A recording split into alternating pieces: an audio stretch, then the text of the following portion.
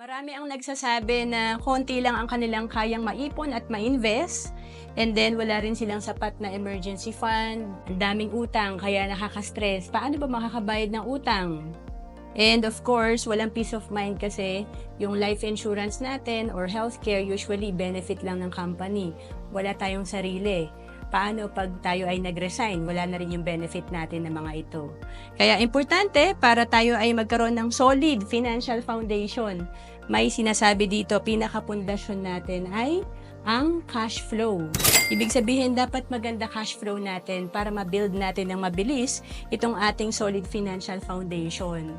And ang cash flow, hindi yan income, hindi yan palakihan lang ng income. Ibig sabihin, may i-consider tayong dalawa. Control natin itong expense at income. Ibig sabihin, kailangan yung expense mo, pababain mo yung gastos mo para tumaas ang cash flow mo.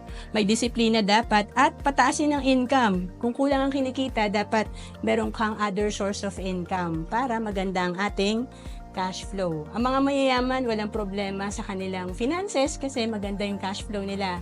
Maraming pumapasok na pera. Maganda ang collection. So, dapat ganun din tayo. And to know more about savings and investment, message mo ako sa FB, Roanne Celis Capistrano.